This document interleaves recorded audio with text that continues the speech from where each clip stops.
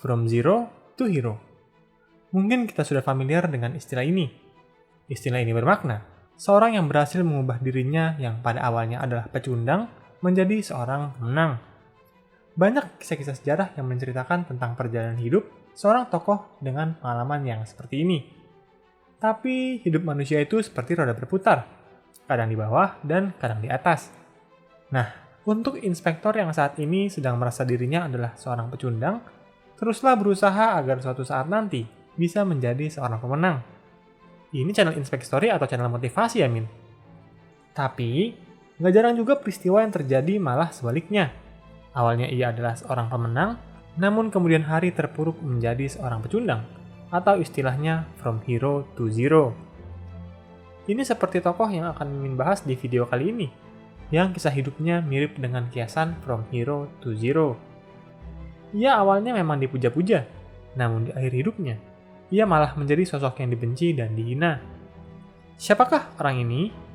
Ia adalah Robert Mugabe, mantan presiden Zimbabwe yang memerintah antara tahun 1987 hingga mengundurkan diri di tahun 2017. Mugabe adalah sosok diktator yang sangat terkenal di dunia, di mana salah satu pencapaiannya yang bisa dibilang terkenal sejagat adalah nilai mata uang Zimbabwe yang jumlah angka nolnya susah buat kita baca karena kebanyakan. Zimbabwe juga harus mengalami berbagai masalah ekonomi yang disebabkan oleh berbagai kesalahan pengambilan kebijakan dari negara tersebut. Berbagai kesalahan ini sedikit banyak disebabkan oleh kepemimpinan Robert Mugabe saat ia menjadi pemimpin. Jadi, bagaimanakah kisah dari Mugabe? Mengapa dirinya dan pemerintahan di bawah kepemimpinannya sering dijadikan contoh bagi kegagalan pemerintah Afrika? Tonton di video ini. Robert Mugabe memiliki nama lengkap Robert Gabriel Mugabe. Ia lahir pada 21 Februari 1924 di Kutana, Rhodesia Selatan. Robert adalah anak dari seorang tukang kayu desa yang mengenyam pendidikan untuk menjadi seorang guru di sekolah misi Katolik Roma. Ia kemudian mendapatkan beasiswa pendidikan yang ditempuh di University College of Fort Hare. Di kampus inilah Nelson Mandela juga pernah belajar. Setelah itu ia mengajar di Rhodesia Utara pada tahun 1955 dan Ghana pada tahun 1956. Mugabe lalu kembali ke Rhodesia pada tahun 1960. Sebelum menjadi orang nomor satu di Zimbabwe, Mugabe adalah seorang revolusioner yang berjuang bagi kemerdekaan Zimbabwe dari penjajahan Inggris. Pada tahun 1930, pemerintah kolonial membuat kebijakan yang tidak adil dengan membatasi kepemilikan tanah oleh orang kulit hitam. Kaum kulit putih mendapatkan bagian 51,1% di lahan Zimbabwe, sedangkan kaum kulit hitam yang adalah penduduk asli hanya mendapat 12% lahan untuk dipakai atau diperjualbelikan. Masalahnya adalah, memang masyarakat kulit putihlah yang paham dan menguasai cara budidaya yang baik. Para ilmuwan Inggris dan berbagai organisasi ilmuwan Inggris lainnya sedikit banyak mengembangkan cara-cara yang memungkinkan budidaya pertanian yang lebih efektif dan efisien di Afrika Selatan. Masalah ketimpangan pengetahuan dan kebencian akibat dendam penjajahan ini yang akan menghantui berbagai kemajuan Zimbabwe. Untuk membuat negara bisa maju, Deng Xiaoping pernah berkata bahwa seorang pemimpin harus tidak peduli apakah kucing hitam atau putih, asalkan bisa menangkap tikus dengan baik, ia adalah kucing yang baik. Bagaimana mungkin suatu pemerintahan bisa memajukan negaranya dengan baik jika masyarakat sudah terpisah-pisah karena kebencian?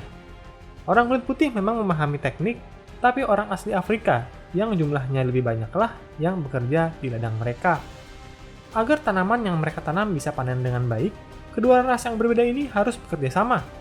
Masalahnya di Zimbabwe saat itu adalah saat orang kulit putih berkuasa, orang asli atau orang kulit hitamlah yang ditekan.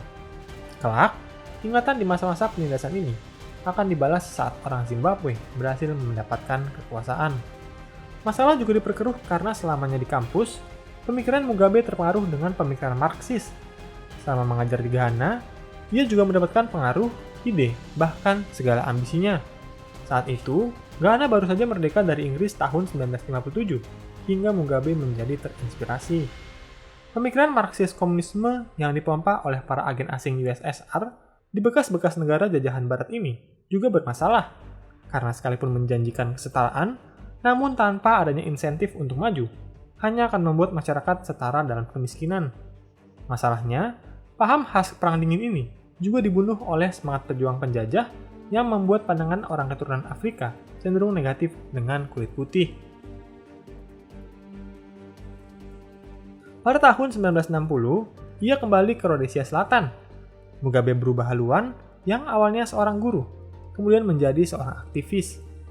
Pada saat itu pemerintah Rhodesia Selatan baru saja mengeluarkan Undang-Undang Pemeliharaan Hukum dan Ketertiban.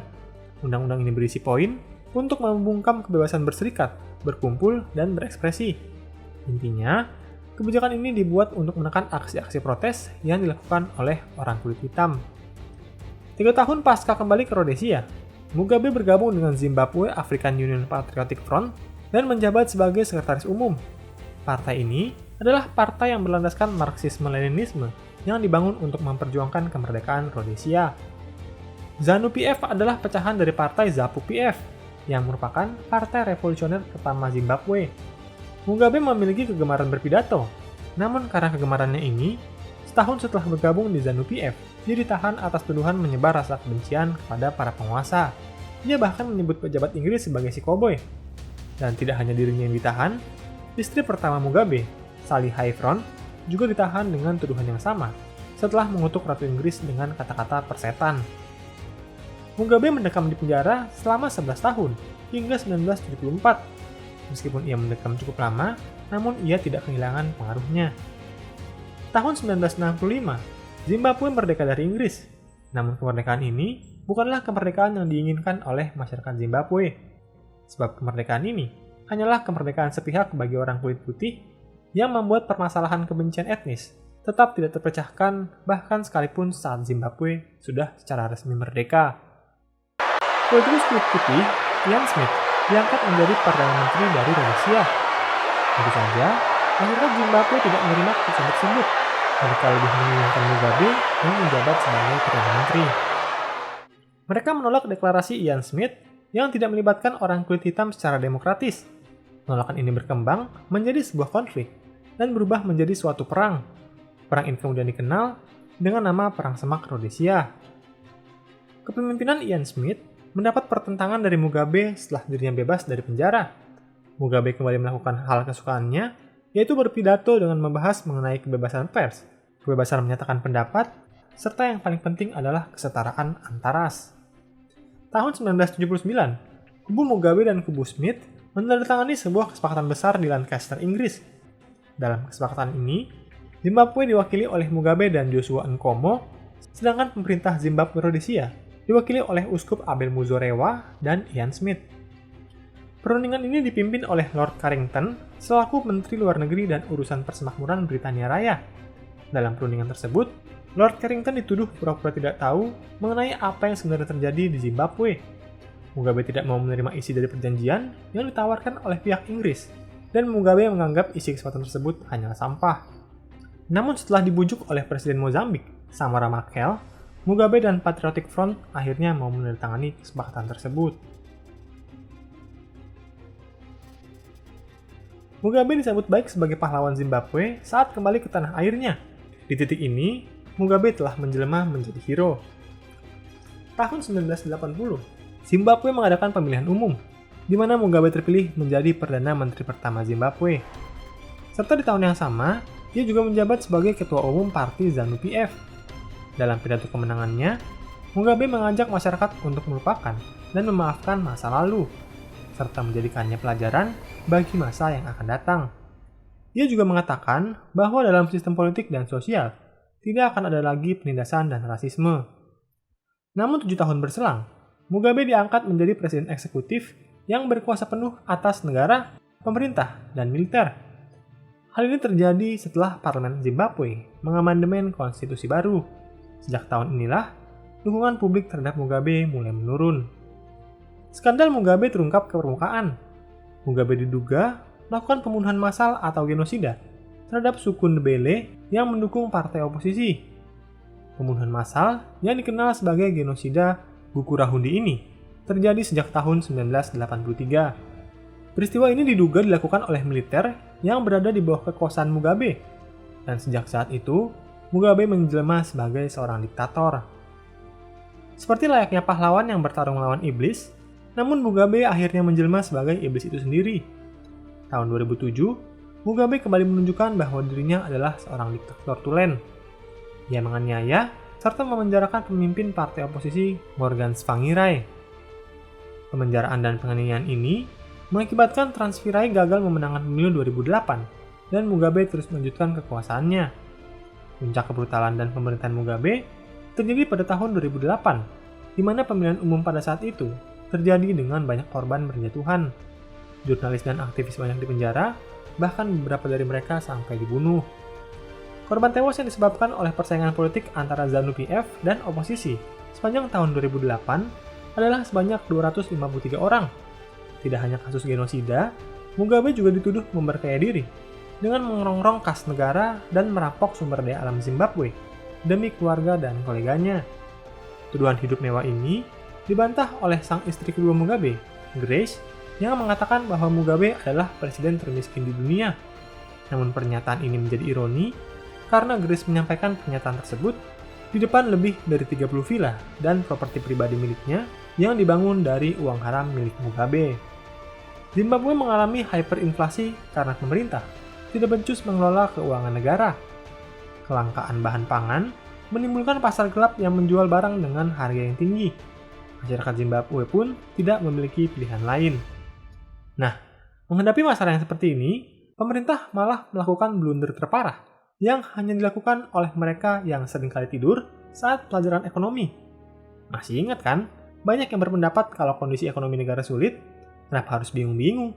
Tinggal cetak uang yang banyak. Kelar deh masalah.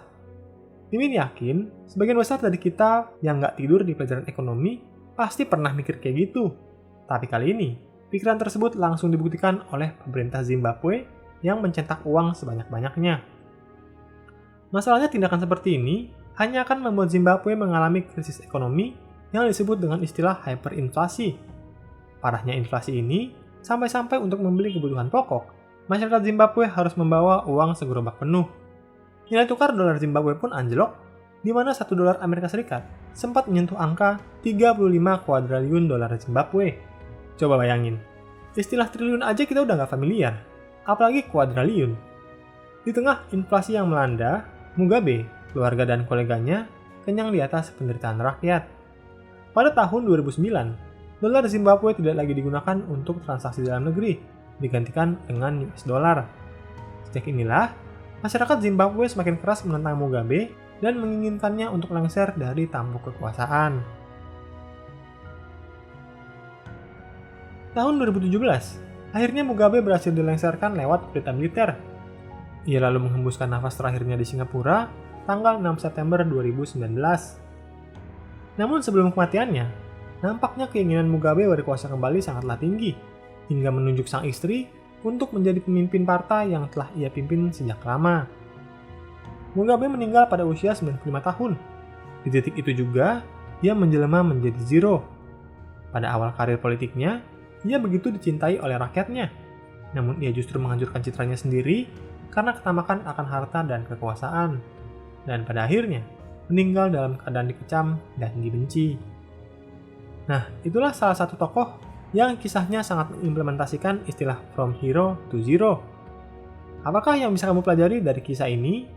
Dan menurutmu, apakah ada tokoh lainnya yang kisahnya mirip-mirip dengan Mugabe? Coba tulis di kolom komentar. Hai, terima kasih sudah menonton dan belajar sejarah bersama Inspek History. Jangan ragu untuk berikan komentar, like, dan bagikan bila kamu merasa konten ini bermanfaat.